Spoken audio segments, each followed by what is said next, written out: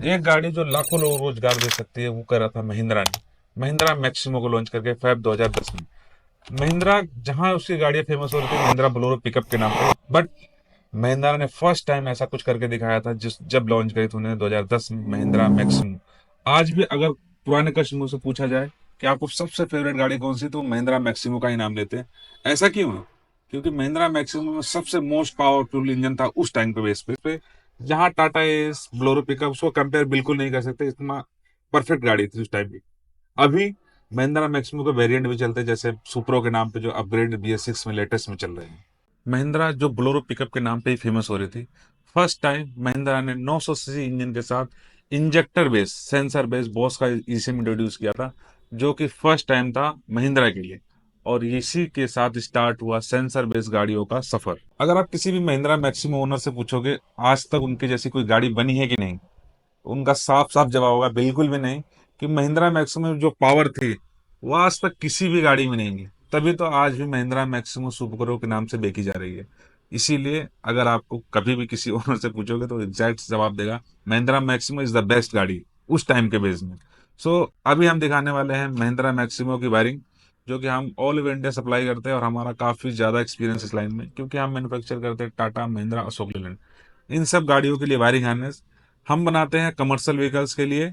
आप हमसे easy to easy purchase कर सकते हो। अभी हम उसके सेंसर के बारे में बात करेंगे कि महिंद्रा ने क्या क्या इंट्रोड्यूस किया था फैब 2010 में, जो कि महिंद्रा मैक्सिमो के लिए तो फर्स्ट टाइम सेंसर बेस्ड गाड़ी थी। फर्स्ट अपन स्टार्ट करेंगे इसकी इंजन वायरिंग से। जो आपके पूरी इंजन वायरिंग पूरी गाड़ी पर अटैच होगी, जो इंजन का बेसिस है, जैसे कि cam sensor, rail pressure, injector, ये सारे उस पर लगेंगे। उसके बाद अपन डैशबोर्ड और बैक के बैठ जाएंगे। फर्स्ट स्टार्ट होगा इसका ईसीएम के सॉकेट के साथ। ईसीएम जो हमेशा काम करता है आपकी गाड़ी का एक ब्रेन के टाइप में। हर चीज का जो कंट्रोल होता है, इंजेक्टर फायरिंग करना या कैम सेंसर का काम करना, ये सब ये हमेशा ईसीएम ही करता है। काम कर रहा है तो आप कितना भी कुछ कर लो, गाड़ी स्टार्ट नहीं होगी। First of all ECM main mandatory है, इसको काम करना ही करना है। अब स्टार्ट करें अपन। जस्ट इसका अर्थिंग है, अर्थिंग के जस्ट बगल में एक दो सॉकेट है।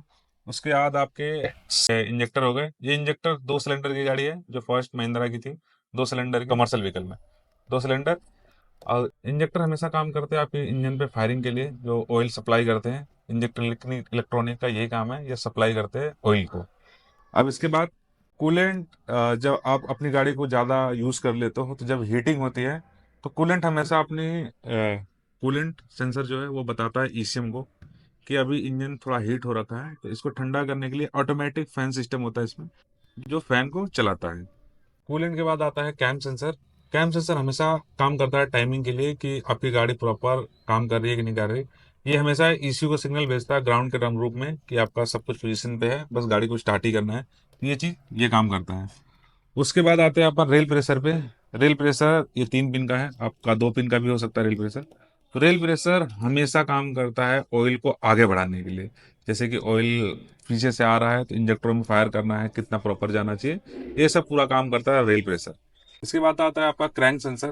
क्रैंक सेंसर हमेशा पोजीशन में बताता है कि आपका इंजेक्टर किधर से शुरू हो रहा है, और इसकी सारी पोजीशन इसके बताने के लिए काम करता है। तो उसके जस्ट ऐसे करोगे तो इधर आएगा।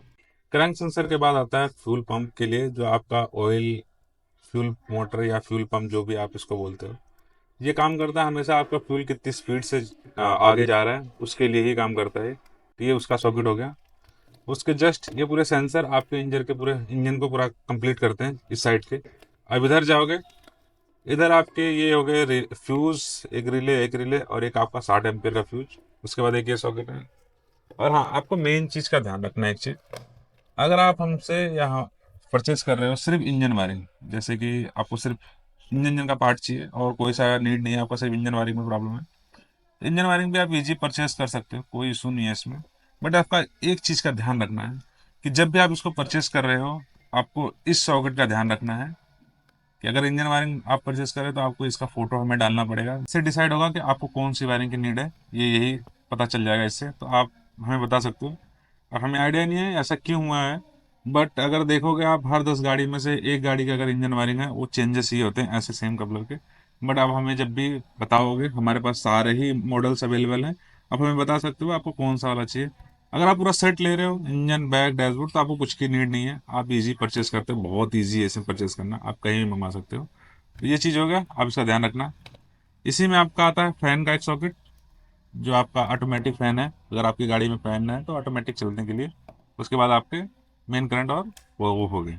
ये आपका पूरा ओवरऑल इंजन वायरिंग है। अगर किसी को इसको ही चाहिए तो परचेज कर सकते। ये अभी मैंने आपको बोला था कि अगर आप सिर्फ इंजन वायरिंग परचेज कर रहे हो तो आपको बताना पड़ेगा कि मेरे को सिर्फ इंजन वायरिंग चाहिए। अगर डैशबोर्ड परचेज करते हो डैशबोर्ड बताना पड़ेगा। बट अगर आप उस टाइम पे सेट ले रहे हो तो सेट के लिए जरूरत नहीं है, आपको ईजी परचेज कर सकते हो। सेट तो सेट बाय सेट ही मिलेंगे। आपने इंजन वायरिंग पूरी देख ली, बस इंजन में ये सारे सब कुछ जो है सेंसर सारे इंजन में ही है। और डैशबोर्ड सेम ही है आपका, सिर्फ लाइटिंग के लिए और आपका मीटर वीटर कॉम्बिनेशन 2480 इस पे आ जाएंगे, जो यहाँ पे यही है। तो आपको इसमें कुछ देखने की नहीं। और बैक वायरिंग ये है आपका फ्यूल मोटर के चलाने के लिए, और उसमें आपका सेल्फ अल्टरनेटर का भी चीज़ मिल जाएगा, उसके लिए बेफिक्र रहो। बाकी इनमें से आप कोई भी एक पार्ट परचेस करना चाहते हो ईजी परचेस कर सकते हो। ये हमेशा इंडिया में कहीं भी आप मंगा सकते हो ईजी। कैश ऑन डिलीवरी और पेड दोनों ही अवेलेबल है। कैश ऑन में क्या है कि आपको बस अपनी जो कोरियर चार्जेस हैं बस उतने ही देने पड़ेंगे, उससे ज़्यादा कुछ भी नहीं देना है। और अगर पेड मंगवाते हो तो आपको 2 से 3 दिन में आपको यहाँ डिलीवर हो जाए। अगर किसी को इनमें नीड हो किसी की तो ले सकता है। हमारे पास सुप्रो, ब्लोरो पिकअप कोई सा भी एक मॉडल आपके पास है तो परचेस कर सकते हो।